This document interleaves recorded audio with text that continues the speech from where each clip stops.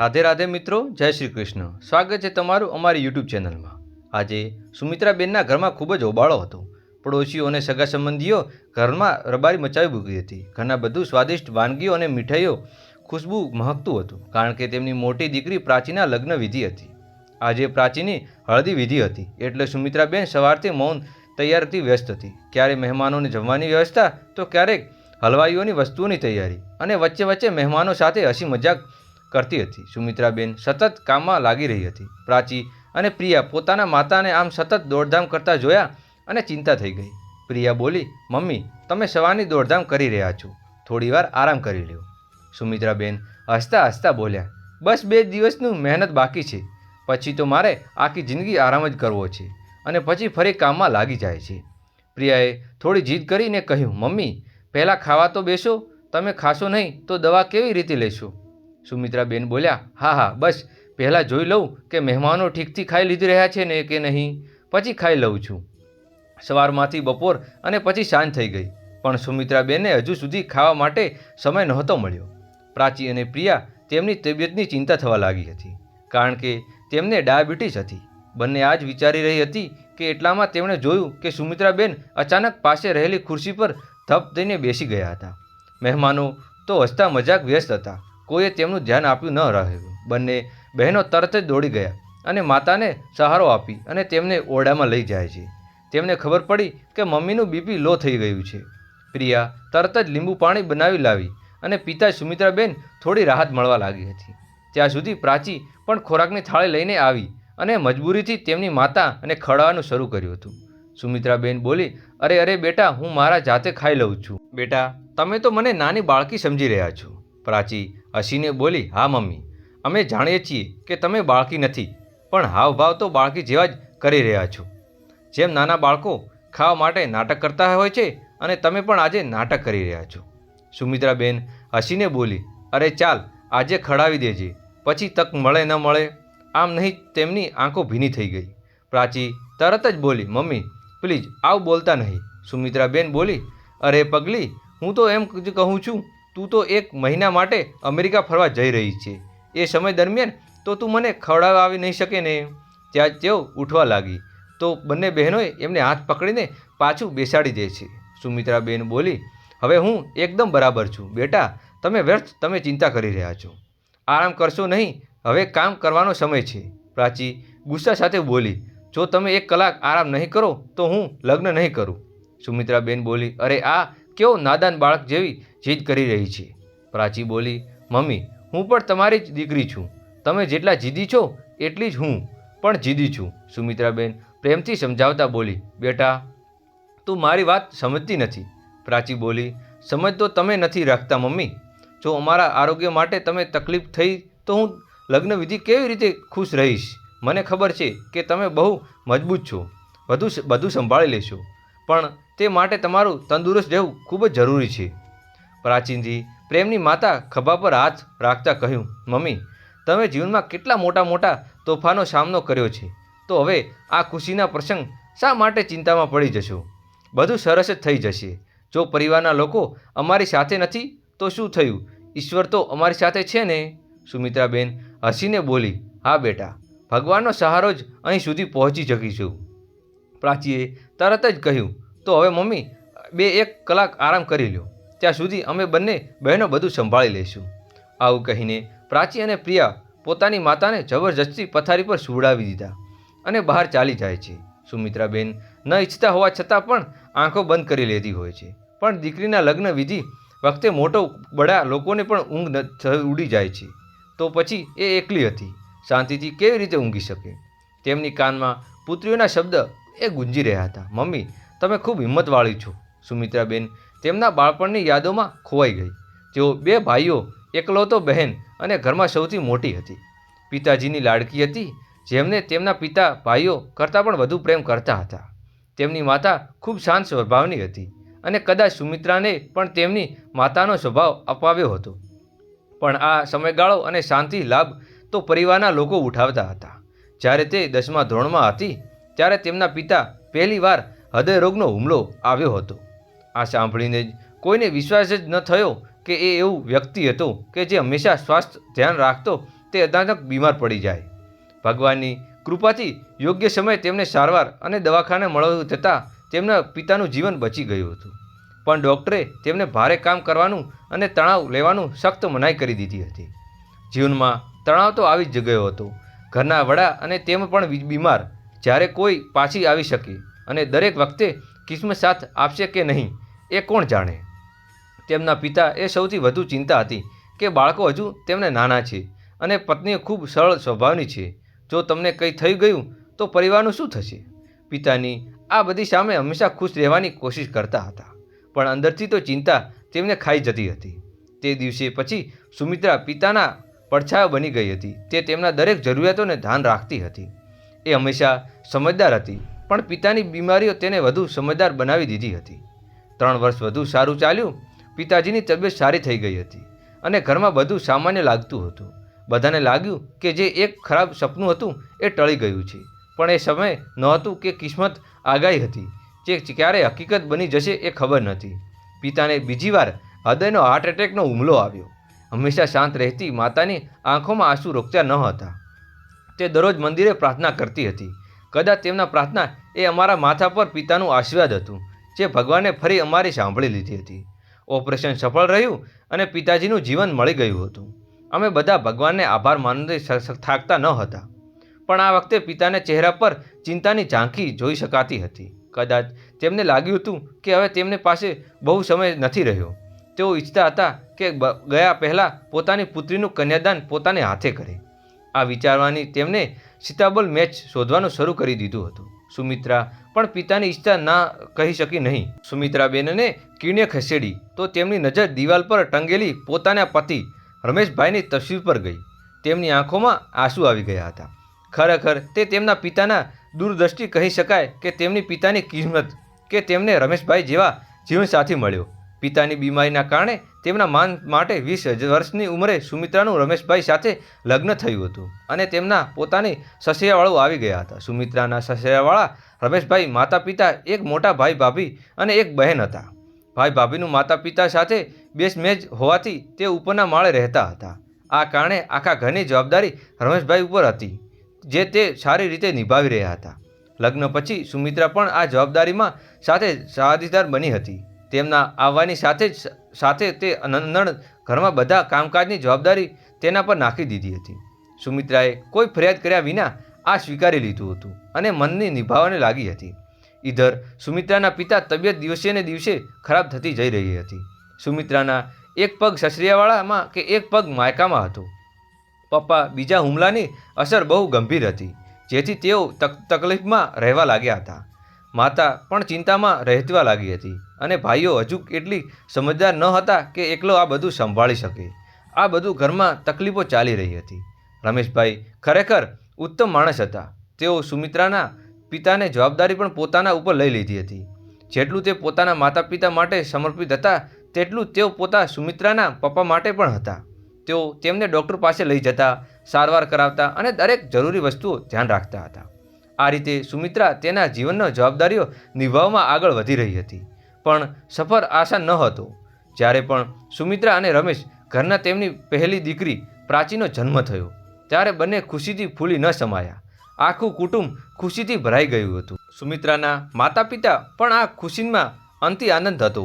મિત્રો, હજુ સુધી તમે અમારી ચેનલને લાઇક, શેર, સબસ્ક્રાઈબ કરી ના હોય તો કરો અને ડોલ આઇકનને ઓન કરવાનું ભૂલશો નહીં.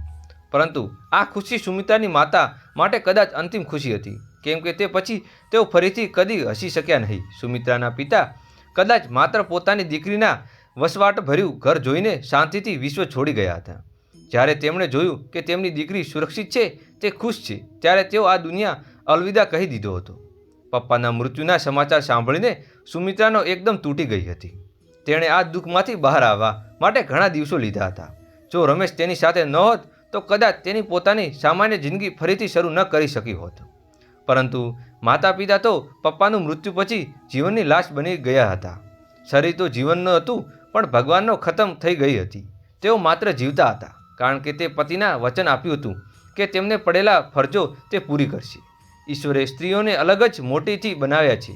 તેમણે કોઈ પણ મોટી મજબૂરી હસીને તે રડીને સહન કરવાની ક્ષમતા આપેલી છે. પરંતુ આ આઘાતમાંથી તેઓ કદી બહાર આવી શક્યા ન હતા. તે હતી સુમિત્રા પોતાના સ્વભાવ શાંત અને સંપૂર્ણ હતો, તેથી તેઓ પોતાના દુઃખ કોઈને વહેંચી શકતી ન હતી. તેઓ અંદરથી અંદર તૂટી ગયા હતા અને ધીમે ધીમે બીમાર પડવા લાગ્યા હતા. સુમિત્રા માતાની આ હાલત જોઈને ખૂબ જ દુઃખી થતી હતી. જ્યારે ભાઈઓ કામ પર જતા હતા ત્યારે માતા આખો દિવસ એકલી રહેતી હતી. એકલતા કોઈ પણ માટે નુકસાનકારક હોય છે, પણ એક બીમાર વ્યક્તિ માટે તે જીવલેલા સાબિત થાય છે. સુમિત્રા અને રમેશભાઈ માટે એક સારું સંબંધ જોઈને તેના લગ્ન કરાવી દીધા હતા. ઘરના વહુ આવી અને માતાને દુઃખમાં થોડો સહારો મળ્યો હતો અને ફેરફાર થયો હતો. હવે સુમિત્રા તેના માયકા વિશે થોડું નિશ્ચિત થઈ શકી હતી. સમય પસાર થવા લાગ્યો હતો અને સુમિત્રા બીજી દીકરી પ્રિયાનો જન્મ થવા આપ્યો. પરંતુ આ વખતે હંમેશા રમેશ સિવાય કોઈ ખુશી વ્યક્ત કરી શકતું નથી. સાસુ સસરા અને તેમના પરિવારજનોના ચહેરા પર ઉતરી ગયા હતા. સાસુ વારંવાર એક જ વાત કહેતા હતા, જો દીકરો થયો હોત તો મારા રમેશનું વૃદ્ધાપણું સારું પસાર થોત. પરંતુ રમેશ તેના વલણ સહન કર્યું હતું. તેમણે તેમની માતા અને બહેનને દ્રઢ અવાજમાં કહેલું હતું, મારી બંને દીકરીઓ જ મારા માટે દીકરા જેવી છે. હું ઈચ્છું છું કે કોઈ પણ તેમની પાસે એક શબ્દ પણ ના બોલે. રમેશની સખત ભાણને સાંભળું સાસુ અને નણંદ ચૂપ રહી ગઈ હતી. સમય સાથે સાસુ પણ બંને પૌત્રીઓને સ્વીકારી લીધા હતા. સાસુએ કે તે હૃદયથી સ્વીકાર્યું કે માત્ર રમેશભાઈના ભયથી, એ તો ખબર નહીં, પણ સુમિત્રા ખુશ હતી કે તેમની બંને દીકરીઓને દાદા દાદીનો પ્રેમ મળતો હતો. સમય પસાર થયો હતો. હવે સુમિત્રા અને રમેશ લગ્નની 10મા વર્ષની વર્ષગાંઠ નજીક આવી રહી હતી. રમેશ આ વખતે ઉછાળપૂર્વક ઉજવવાનું નક્કી કર્યું હતું. તેણે મહિનો પહેલાં જ તૈયારી શરૂ કરી દીધી હતી. સુમિત્રા પણ આ દિવસને યાદગાર બનાવવા માંગતી હતી, પરંતુ કિસ્મતને કંઈક બીજું જ મંજૂર હતું. લગ્ન વર્ષગાંઠના 2 દિવસ પહેલાં જ રમેશ મોટરસાઇકલ પર કામ માટે નીકળ્યા અને રસ્તામાં એક ઝડપી ટ્રક તેને મોટરસાઇકલને ટક્કર મારી દીધી. તેના માથા પર ગંભીર ઈજા થઈ હતી અને ડૉક્ટર તેને બચાવી શક્યો પણ નહીં. સુમિત્રાનું આખું વિશ્વ ખતમ થઈ ગયું હતું. તે માનવા માટે તૈયાર નહોતી કે રમેશ તેને આટલી સાવકી છોડી જતી ગયો છે. એક ક્ષણમાં તેની આખી દુનિયા તૂટી ગઈ હતી. જે લગ્નની ખુશી ઉજવવાની હતી તે આજે શોકમાં બદલાઈ ગઈ હતી. રમેશના મોત પછી 6 મહિનાનો સમય વીતી ગયો હતો, પણ સુમિત્રા હજુ પણ શોકમાં હતી. તે પોતાના શરીર, દીકરીઓ બે કોઈ બાબતો ધ્યાન આપી શકતી ન હતી. એક રાત્રે જ્યારે તે ચૂપચાપ બેસી અને રડી રહી હતી ત્યારે તેની પ્રિયા રડતી હતી. પ્રાચીએ પ્રિયાને ચૂપ કરાવતા પ્રયત્ન કરી રહી હતી. ત્યારે શું થયું છે પ્રાચી? કેમ તું રડી રહી છે? મમ્મી, તને ભૂખ લાગી છે? જો જાઓ દાદી પાસે ખાવાનું લઈ આવો. સુમિત્રાએ કહ્યું, મમ્મી, દાદી કહે છે કે ખાવાનું ખતમ થઈ ગયું છે. સુમિત્રા એકદમ ચોંકી ગઈ. શું, હજુ તો ખાવાનું બનાવ્યું હતું? તેની રાણી ઘરમાં દોડી ગઈ. જોઈ કે સાસુ સસરા અને તેના જેઠાણે આરામથી બેઠા હતા અને હસતા હતા, પણ બધું ખાવાનું ખતમ થઈ ગયું હતું. સુમિત્રાએ સાસુને કહ્યું, માતાજી, બાળકો ભૂખ્યા છે. સાસુ ઠંડા અવાજમાં બોલી, તો હું શું ઈચ્છે છે? અમારે તારા બાળકોને ખવડાવવું છે? તું આખો દિવસ ક્યાં આરામ કરે છે? તારા બાળકોની જવાબદારી તારી છે. સુમિત્રા હતપ્રભુર થઈ રહી ગઈ હતી. આજે તેને સમજાયું કે રમેશના જીવતા તેણે આ બધાની બચાવી રાખી હતી. તે હવે બધા શું થાય છે, પણ હવે તે એકલી હતી. સુમિત્રાનો આત્મસન્માન અને સંઘર્ષ રમેશભાઈના અવસાન પછી સુમિત્રાનું જીવન સંપૂર્ણપણે બદલાઈ ગયેલું હતું. તે એકદમ દુઃખી હતી અને ફરી રડફરી મનમાં છવાઈ ગયો હતો, જે રમેશભાઈનો પ્રેમ દૂર કરી લીધો હતો. પણ હવે રમેશ ન હતો. એ જ જૂનો ડર ફરી વળગી પડ્યો હતો. તે તું શું બોલી રહી છે? અને શાંતપણે રસોડામાં ચાલી ગઈ હતી. તેમણે જેમ જેમ ભાંડો ઉઠાવ્યો એમ લોટ ગૂંથલો લાગ્યો. ત્યાં જ એના જેઠાણી ગુસ્સામાં આવી અને બોલી, આજે ફરી ખાવાનું બનાવવાનું શરૂ કરી દીધું? પણ સાંભળ, આજ પછી જો તું આવું વિચારશે પણ નહીં તો તે મારું સારું નહીં થાય. એક કમ ઘાણું અને ભોજન જમનારા માટે પતિ કોઈ બળદ નથી કે જે આખો દિવસ મજૂરી કરતો રહે. જેઠાણીની આ વાત સાંભળીને સુમિત્રાની આંખો પાણી આવી ગયા હતા. તેણે સાસુ તરફ જોયું, પણ તેમણે પણ મોટી વહુની સાથે સહમતિ દર્શાવી અને કહ્યું, હું તારું મોઢું કેમ જોઉં? મોટી વહુ સાચું બોલી રહી છે. હવે આ વૃદ્ધાવસ્થામાં અમે ક્યાં જઈશું? આ બે જેઠાણી એ જ અમારી જવાબદારી લીધી છે. જો તને આ ઘરમાં રહેવું છે તો બધું કામ કર અને મૌન રહેજે, નહીંતર દરવાજો ખુલ્લો છે, બહાર નીકળી જઈશ. સુમિત્રાએ વિશ્વાસ ન આવી રહ્યો હતો કે જે સાસુ અને જે જેઠાણી વર્ષોથી એકબીજાની સાથે નથી બાંધતા, તેઓ આજે તેમના સ્વાર્થ માટે એકબીજાને થઈ ગયા છે. તેમણે શાંતપણે 2 રોટલા બનાવ્યા અને પોતાની દીકરીઓને ખવડાવવા લાગી હતી. 6 મહિનામાં તેણે બાળકો પર ધ્યાન જ નહોતું આપ્યું. હવે જ્યારે તને ખબર પડી કે દીકરાઓ નાજુક ચહેરાઓ મૂંઝવાઈ ગયો છે, ત્યારે તેને પોતાનું ગમ ઉઠાવવા લાગ્યું હતું. આજે ઘરના લોકો બાળકોને ખાવાનું પણ આપવાનું બંધ કરી દીધું હતું. તો પછી આગળ શું થશે તે વિચારમાં તેનો આત્મા કંપી ગયો હતો. હવે તેને સમજાયું કે તે પોતાના દુઃખોમાં કેટલી અંધ બની ગઈ હતી કે તે તેના બાળકોને પણ દુઃખનો બતાવ્યો નિષ્ફળ રહી હતી. હમણાં તે હંમેશા વિચારતી હતી કે હું શું કરું, ક્યાં જઉં. માતા તો પહેલેથી જ બીમાર છે અને ભાઈ ભાભી આ છેલ્લા 6 મહિનાથી એકવાર પર તેની પૂછવા માટે આવ્યા નથી. શાયદ આ કારણે જ કે હવે સસરાવાળાઓ તેને બદલાવી રહ્યા હતા, કારણ કે તેઓ જાણતા હતા કે હવે તેઓ કોઈ સહારો મળવાનો નથી. બાળકોને રડવાની તે સૂઈ ગઈ, પણ ઊંઘ સન નથી આવે. અગાઉ પોતાના દુઃખોને ઊંઘ ખોવાઈ ગઈ હતી અને હવે તેને તેના બાળકોના ભવિષ્યની ચિંતા હતી. હવે તે ઘરની માત્ર એક જ નોકરાણી બનીને રહેતી હતી. સવારથી સાંજ સુધી કામ કરતી, તિરસ્કાર ભરી સહન કરતી હતી અને ત્યાર પછી પણ પૂરતું ખાવાનું મળતું ન હતું. ધીરે ધીરે ઘરના લોકો તેને વધુ દબાણ કરવા લાગ્યા કે તે પણ ઘરના છોડીને ચાલી જાય. પણ હવે સુમિત્રાએ વિરોધ કરવાનું શરૂ કરી દીધું હતું. પડોશીઓ પણ તેનો સાથ આપતા હતા, જે જોઈને સસરાવાળાઓને વધુ ગુસ્સો આવતો હતો. સાજીશ અને ઝાડ એક રાત્રે જ્યારે પ્રાચીએ પાણી માંગ્યું ત્યારે સુમિત્રા રસોડામાં જવા માટે લાગી, ત્યારે જ તેને સાસુના ઓરડામાંથી જેઠાણીઓનો અવાજ સંભળાયો. અડધી રાત્રે શું વાત કરી રહ્યા છે? તેના મનમાં શંકા જાગી હતી. તે ચૂપચાપ ખિડકીની પાસે જઈને ઊભી રહી હતી. માજીજી, હું એક વાત સ્પષ્ટ કરી દઉં છું. જો આ સ્ત્રી અહીં રહે તો અમે રહી નહીં શકીએ અને પછી વૃદ્ધાવસ્થામાં તમારી સેવા કોણ કરશે? તેથી તેને હળવાશથી સમજાવી કે ઘરમાં કથી કાઢી મૂકો. રમેશભાઈ જે એફડી બનાવી હતી તે અમે લઈ લઈશું. જાતે માને તો નકે પરેશાન નથી. તમને ખબર જ છે કે સીધું ન મળે તો ઊંધું ઉલટું વિચારવું પડે છે. સુમિત્રાના હૃદય પર આઘાત અને સાસુના વિરોધાવસ્થા બચાવવા માટે સંમતિ આપી દીધી હતી. આ બધું સાંભળીને સુમિત્રા આશ્ચર્યચકિત થઈ ગઈ હતી. તે હિંમત જોડી અને ધીરે ધીરે પલંગ પર ઊંઘી ગઈ અને ચૂપચાપ સૂઈ ગઈ હતી. પણ તે રાત્રે સુમિત્રાને તેના બાળકોના ભવિષ્ય માટે એક જબરજસ્ત નિર્ણય લઈ લીધો હતો. હું પત્ની તરીકે નબળી હોઈ શકું છું, પણ એક માતા કદી ન નબળી હોઈ શકે. હવે હું હિંમત બતાવીશ. આગલી સવારે તેના માથા પરથી પલ્લું હટાવીને તેમ કામ કરવા લાગી ગઈ હતી. આ જોઈને સાસુ અને જેઠાણી ચોંકી ગઈ. સાસુ ગુસ્સેથી બોલી, આ શું છે? ભૂલી ગઈ કે તું વિધવા છે? સુમિત્રાએ આત્મવિશ્વાસથી જવાબ આપ્યો, ના માતાજી, હું મારા સંસ્કાર ભૂલી નથી, પણ કદાચ તમે લોકો ભૂલી ગયા છો. પલ્લું મોટાઓના માન માટે પાડવામાં આવે છે, પણ જ્યારે મોટાઓ જ દૂષણ કરે ત્યારે શા માટે પાડવું? સાસુએ ગુસ્સાથી, આ શું બોલી રહી છે? તારા મનમાં શું છે? સુમિત્રાએ સીધે જ કહ્યું, મારા મનમાં કોઈ દોષ નથી માતાજી, પણ તમારા મનમાં છે. એ જ કારણે તમારા ચહેરા પર ભય દેખાય છે. જેઠાણીએ ગુસ્સે ચીસ બદલાય છે અને તે શરમ નથી આવતી કે તું તારા સસરા અને જેઠાણીની સામે આવી છે? પણ હવે સુમિત્રા ચૂપ રહેવા નથી હતી. હવે તે પોતાના હક માટે લડશે.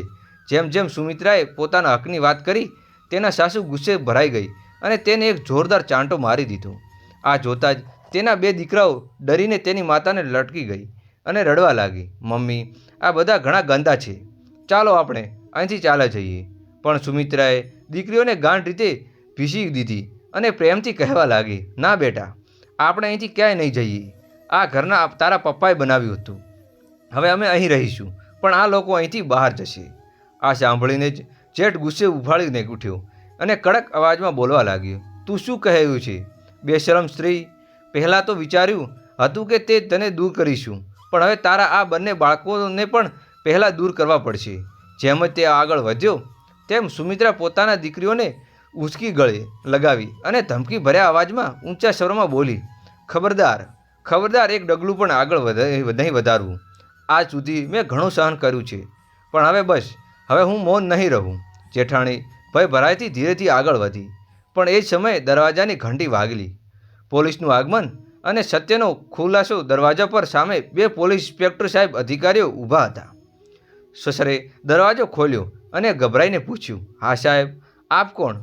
પોલીસે જવાબ આપ્યો, તમારા ઘરમાંથી ફરિયાદ નોંધાઈ છે. સસુરે ગભરાઈને કહ્યું, સાહેબ, તમારી સાથે કોઈ ભૂલ થઈ છે, અમે કોઈ ફરિયાદ નોંધાઈ નથી. પણ એ જ સમયે સુમિત્રા આગળ આવી અને દ્રઢ અવાજમાં બોલી, હા ઇન્સ્પેક્ટર સાહેબ, મેં ફરિયાદ નોંધાવી હતી. ફરિયાદ મેં કરી હતી. ઇન્સ્પેક્ટર સાહેબ, તમે એકદમ યોગ્ય સમયે અહીં આવ્યા છો. પોલીસે જ્યારે સુમિત્રાના ચહેરા પર થપ્પડના નિશાનો જોયા અને તેની કડક દીકરીઓને હાલતમાં જોઈ તો વિલંબ કર્યા વગર સાસુ, જેઠ અને જેઠાણીને ધરપકડ કરી. એક રાત્રે પોલીસ સ્ટેશનમાં રાખ્યા બાદ ચેતવણી આપીને તેમને દૂર છોડવામાં આવ્યા હતા. સસરૈયાની નવી કાવતરાખોરી અને સુમિત્રાના પ્રતિકારને પાછો આવ્યો. પછી સાસુ ગુસ્સામાં ધધકતી બોલી, તને શું લાગે છે, આટલામાં અમે ડરી જઈશું? ઘરના તારા માટે કોઈ સ્થાન નથી. આ જમીન તારા સસરે ખરીદી હતી અને ઘર મારા નામે છે. જ્યારે ઈચ્છીએ છીએ ત્યારે તને ધક્કા મારીને બહાર કાઢી દઈશું. પણ આ વખતે સુમિત્રા શાંત નહોતી. તે ધૈર્ય અને આત્મવિશ્વાસ સાથે બોલી, માજી, તમે જે અશિક્ષિત હોવા છતાં ફાયદાની વાતો કરી રહ્યા છો, તો મારી એક વાત ધ્યાનથી સાંભળો. આ ઘર પર મારો અધિકાર હોય કે ન હોય, પણ મારા દીકરાનોને પૂરતો હક છે. હું એ હક ક્યારેય છોડીશ નહીં. આજે પછી જો મારી અથવા મારી દીકરીઓ ઉપર કોઈએ હાથ ઉઠાવ્યો તો હું ફરીથી પોલીસ ફરિયાદ કરીશ. મારું નામ પોલીસ સ્ટેશનમાં નોંધાવી દઈશું કે જે કોઈ અમને કંઈ પણ થાય છે તો તને જવાબદારી આ તો તમે બધાની રહેશે. આ સાંભળીને સાસુ, જેઠ અને જેઠાણી ચહેરા પર ફીકા પડી ગયા હતા. એ દિવસ પછી કોઈએ સુમિત્રાને દોષિત કરવાનું ફરીથી હિંમત કરી ન હતી. સુમિત્રાએ સિલાઈ કરવાની અને પોતાની દીકરીઓને ઉન્નતિ શિક્ષણ અપાવ્યું હતું. આજે તેની મોટી દીકરી એન્જિનિયર બની ગઈ હતી અને નાની દીકરી પણ સારી જગ્યાએ સેટ થઈ ગઈ હતી. તે સારી જગ્યાએ અભ્યાસ કરી રહી હતી. એવી જ રીતે બંને મા દીકરી તેમના બચતમાંથી એક નાનું ઘર ખરીદ્યું અને સસરિયાને છોડી દીધું હતું. અચાનક એલાર્મ અવાજ સુમિત્રાને ઓછીમાં આવી ગયા. કલાક જોઈને ઝડપથી બહાર આવી. તેમણે જોયું કે બંને દીકરીઓ ઘરમાં તમામ કામ સંભાળી રહી હતી. આ જોઈને સુમિત્રાએ નિશ્ચિત થઈ ગઈ કે શ્વાસ લીધો. આટલા વર્ષોમાં આજે પહેલીવાર તેમની આંખોમાં સાચી ખુશી ચમકી રહી હતી. દીકરીઓ પણ માતાની ખુશી જોઈને ભાવ વિભોર થઈ ગઈ અને ગળે લગાવી લઈ હતી. ત્રણેય આંખોમાં આનંદના આંસુ હતા. અને કેમ ન હોય, આખરે સુમિત્રાની તપસ્યા સફળ થઈ ગઈ હતી. આ વાર્તામાં તમને કેવી લાગી છે? જો તમને આ વાર્તા ગમી હોય તો કૃપા કરીને વિડીયોને લાઇક કરો, શેર કરો અને તમારા ચેનલને સબસ્ક્રાઈબ કરવાનું ભૂલશો નહીં. આભાર. જય શ્રી કૃષ્ણ. રાધે રાધે. ફરી મળશું નવી કહાની સાથે. ત્યાં સુધી જય શ્રી રામ, જય શ્રી રામ, જય શ્રી રામ.